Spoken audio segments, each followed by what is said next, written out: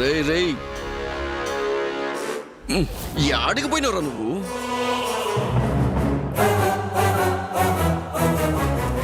అరే లిఫ్ట్ చేయరా, lift lift lift.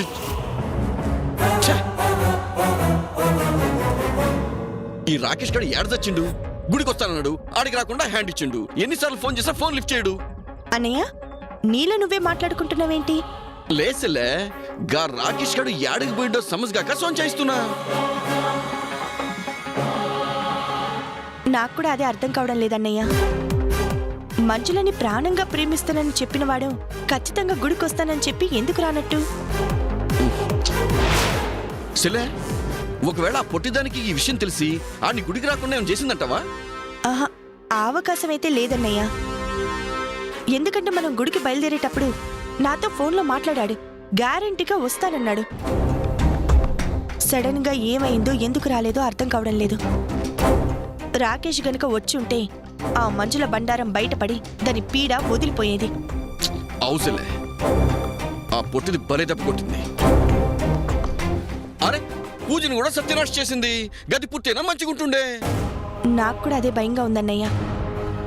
సిద్ధాంతి గారు చెప్పినట్టు పొంచి ఉన్న ప్రమాదం నుంచి బయటపడాలి, ఏదో ఒకటి చెయ్యాలి. అరే నువ్వేం గుబులు కక్షలే. గా రాకేష్ గారు దొరికితే అంతా సెటరైట్ అవుతుంది.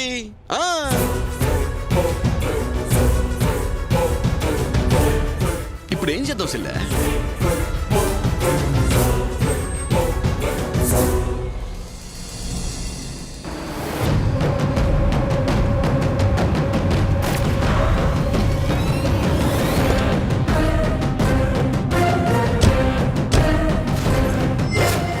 ఎక్కడికి తీసుకొచ్చారండి?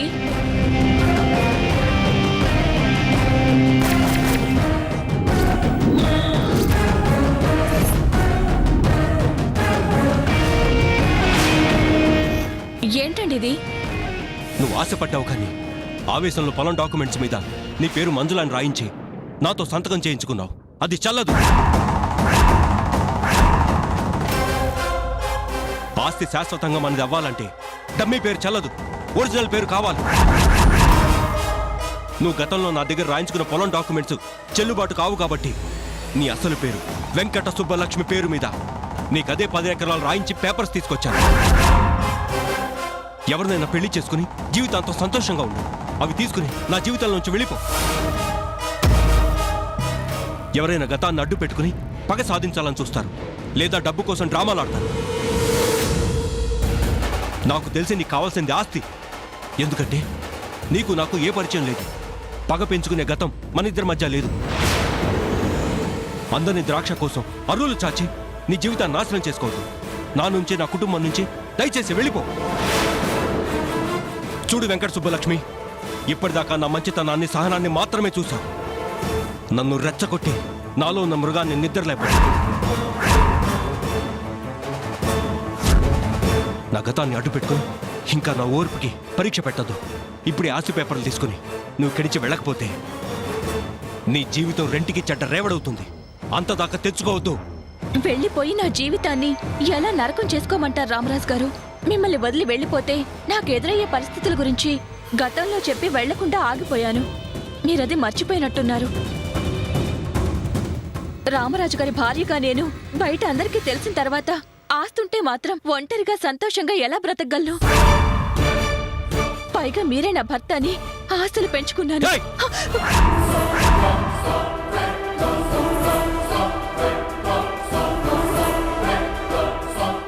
ఇంకొకసారి నీ నోట్లో నుంచి ఆ మాట వచ్చిందంటే చంపేస్తాను. ఆడదానివన్నీ నీ పిచ్చి వేషాన్ని క్షమించి ఊరుకుంటున్నాను కదా అని శృతి మించి ప్రవర్తిస్తే నీ ప్రాణాలు తీసి ఇక్కడే గొయ్యి తీసి పాతి పెట్టేస్తా. నీ చేష్టలతో నా సహనం చచ్చిపోయింది.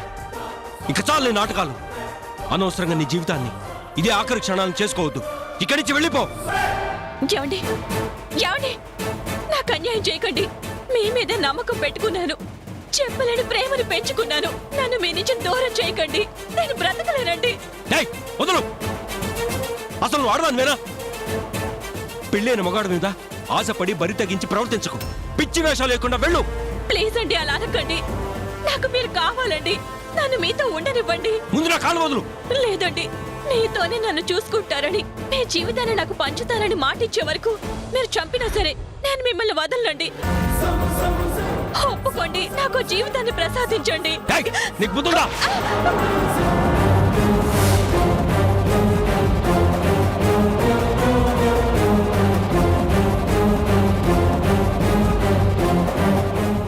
నాకు ఆడవాళ్ళంటే చాలా గౌరవం, కానీ నీలాంటి దిగజారిపోయిన ఆడవాళ్ళని చూస్తుంటే నాకు అసహ్యం వేస్తుంది. దయచేసి మళ్ళీ చెప్తున్నాను, ఆ పేపర్స్ తీసుకుని ఇక్కడి నుంచి వెళ్ళిపో. నా మాట నిజం చేసి నా చేతుల్లో చచ్చిపోయే పరిస్థితి తెచ్చుకోకు. యాండి యాండి, మీ తోడు లేకుండా బ్రతికే కంటే మీ చేతులతోనే నన్ను చంపితే నాకు సంతోషంగా ఉంటుందండి. ఈ ప్రాణం మీదే, మీరే ఉంచుకుంటారో తీసేసుకుంటారో మీ ఇష్టం అండి. ఏయ్!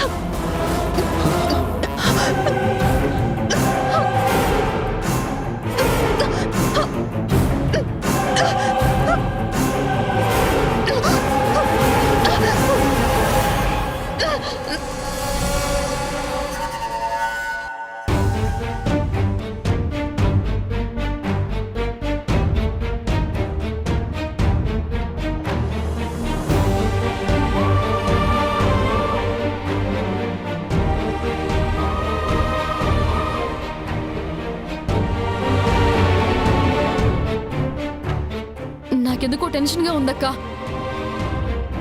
మంజులని తీసుకెళ్లిన బావగారు ఇంకా ఇంటికి రాలేదు. బావగారి కోసం వెతకడానికి వెళ్లిన రాజన్నయ్య జాడలేదు.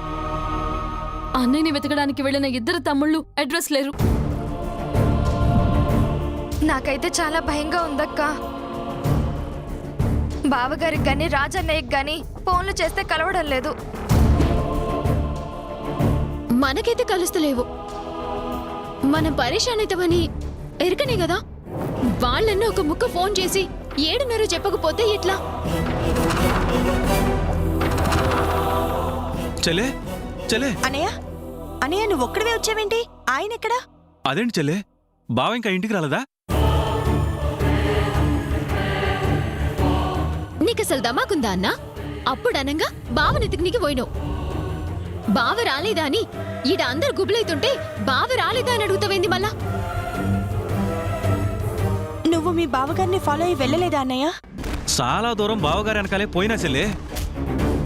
తర్వాత బావేడో మిస్ అయ్యిండు. అరే మొత్తం అంత ఎదిగినా ఎక్కడా లేడు.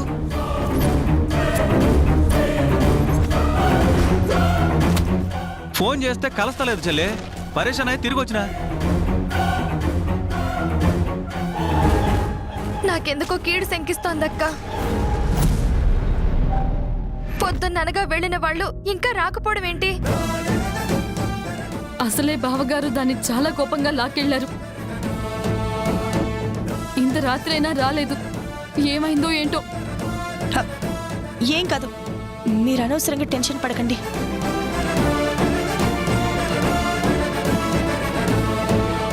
వదినా, ప్రతి ప్లేస్ అన్నయ్య కోసం వెతికాం వదినా. తెలిసిన వాళ్ళందరినీ అడిగాం, కానీ అన్నయ్య ఎక్కడ కనిపించలేదు. అవును వదినా.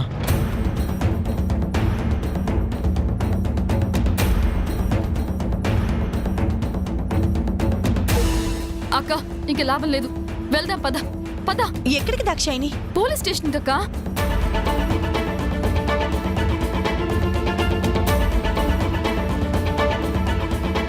ఇప్పుడు పోలీస్ స్టేషన్కి ఎందుకు? ఎందుకంటావేంటక్క? ఇంత రాత్రి అయింది, బావగారేమో రాలేదు. పోలీసులకు కంప్లైంట్ ఇస్తే వాళ్లే వెతుకుతారక్క. అవునక్క, నాకు కూడా అదే మంచిదేమో అనిపిస్తోంది. ఏమని కంప్లైంట్ ఇస్తాం? ఒక అమ్మాయిని తీసుకుని వెళ్ళి ఇంటికి తిరిగి రాలేదు అంటే వాళ్ళు వేరే విధంగా ఊహించుకుంటారు, చండాలంగా.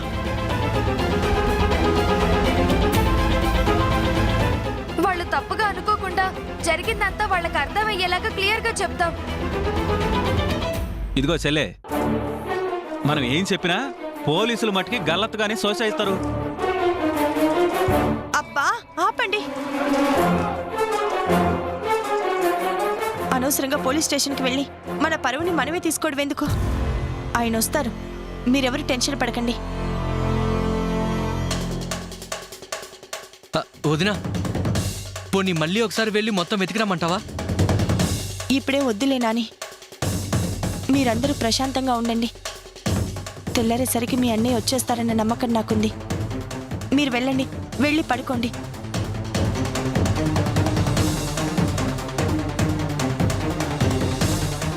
వదిన, అది అన్నయ్య. అబ్బా వెళ్ళి పడుకోండి. వెళ్ళండి, వెళ్ళండి అన్నయ్య, వెళ్ళు. మీరు కూడా వెళ్ళండి నాని, వెళ్ళన్నయ్యా.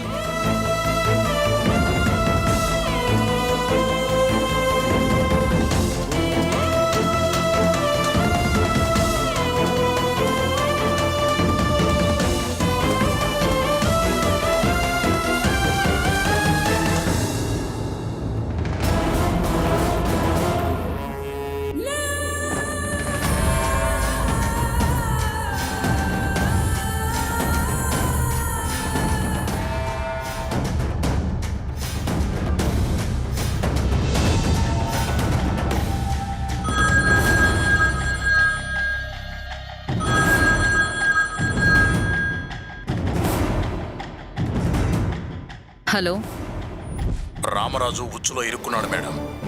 శబాష్. ఈ మాట కోసమే ఉదయం నుంచి ఎదురు చూస్తున్నాను. శుభవార్త చెప్పావు. బలమైన సాక్ష్యాలు మన దగ్గర ఉన్నాయి మేడం. రామరాజు తప్పించుకునే ప్రసక్తే లేదు. ఈ మాట చాలు. అతని భవిష్యత్తు నా కళ్ళ ముందు ప్రత్యక్షంగా కనిపిస్తుంది. రామరాజు కుటుంబం చెల్లాచెదురవడానికి బీజం పడింది. మళ్ళీ ఫోన్ చేసి ఏం చేయాలో చెప్తాను. సరే మేడం.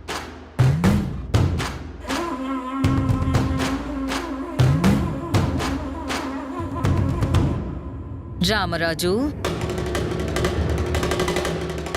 నీ స్థాయి తగ్గటం, ఒక్కొక్క మెట్టు దిగటం మొదలైంది.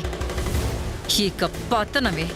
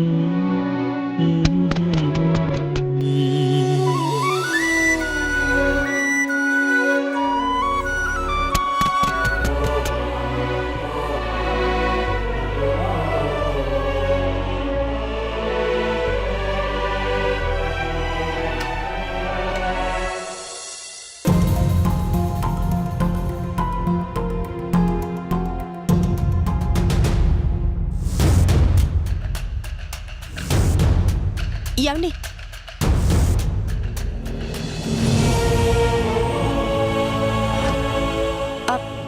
మంజుల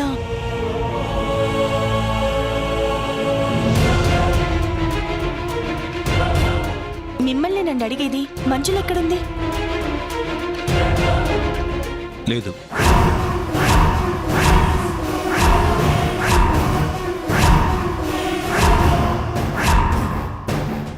ఆ అమ్మాయిని ఎక్కడ వదిలిపెట్టొచ్చారు? తను చేరుకోవాల్సిన గమ్యానికే చేర్చి వచ్చాను. తను చేరుకోవాల్సిన గమ్యం అంటే ఏంటి బావగారు?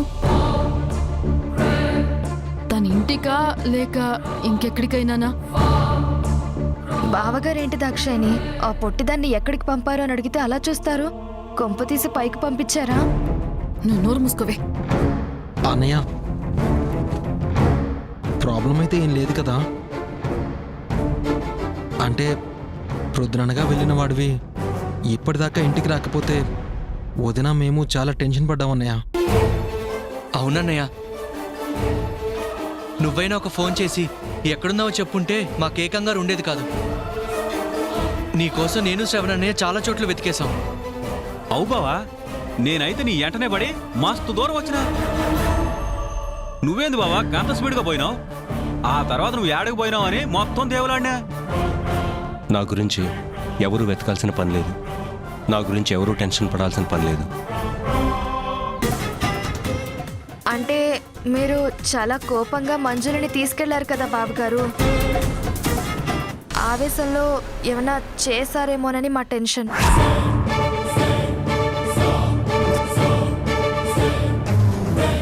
యవని, మీరు రావడం ఆలస్యం అయిందన్న కంగారులో వీళ్ళందరూ అడుగుతున్నారంతే. మీరు వెళ్ళి పడుకోండి. మీ అందరికీ ఒక విషయం, రేపు సూర్యుడు ఉదయించేసరికి మన ఇంట్లో ఉన్న సమస్యలన్నీ అస్తమించి అందరికీ సంతోషమైన కొత్త వెలుగు వస్తుంది.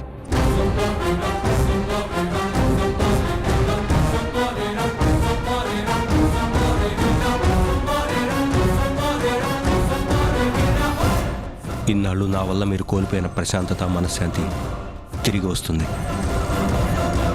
ఇన్ని రోజులు నా కోసం భరించారు, ఇక ఎవరికి ఏ కష్టం ఉండదు. ఆ కథ ముగిసినట్టే.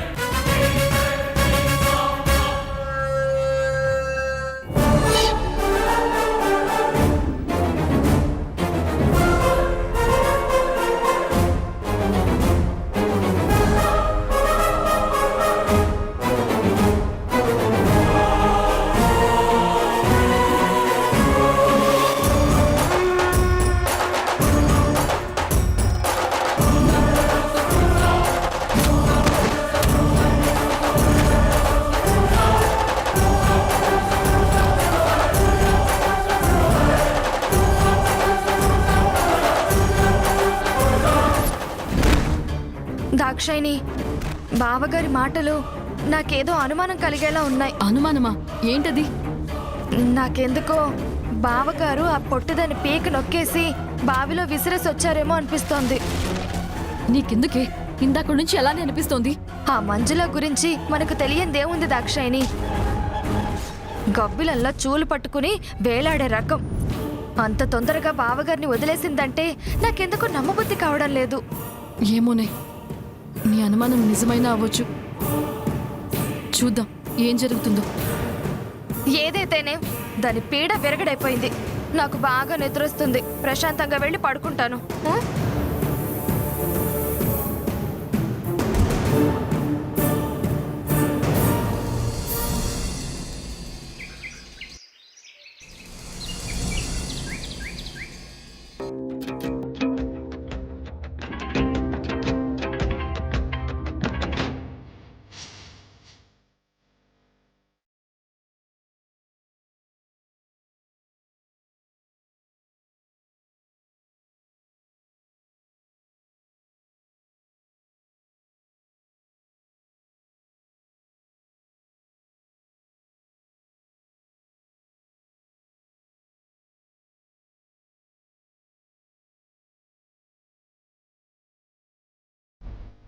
స్వామి, ఎందుకు జరిగిందో తెలియదు, ఎందుకు జరిపించావో తెలియదు, కానీ నా కుటుంబం మాత్రం నా వల్ల గడ్డు కాలాన్ని ఎదుర్కొంది, ఇబ్బందులు పడింది.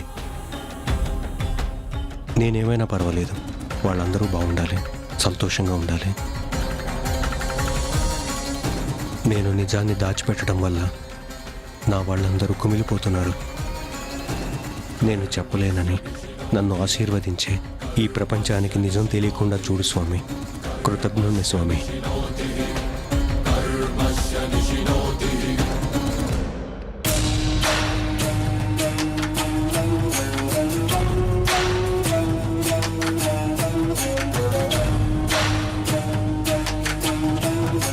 బావగారేంటి పొద్దున్నే దేవుడికి పూజ చేసి హారతిస్తున్నారు? ఆ పీడ పోయింది కదా, ఇంకా ఏ కష్టం నీడా మన ఇంటి పైన పడకూడదని కావచ్చు.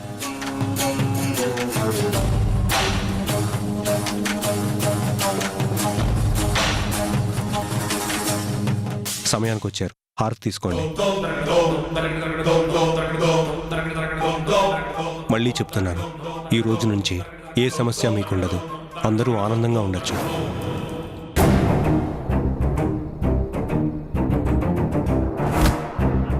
ఏవైనా గుండెల్లో భారం దిగినట్టుందన్నయ్య. మంజుల వెళ్ళిపోయిందని తెలిసాక నా మనసు కూడా చాలా కుదుటపడిందన్నయ్య.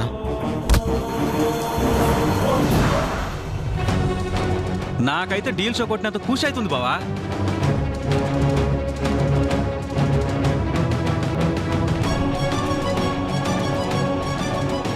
ఇక అందరం ఎప్పటిలాగే సంతోషంగా ఉండొచ్చు.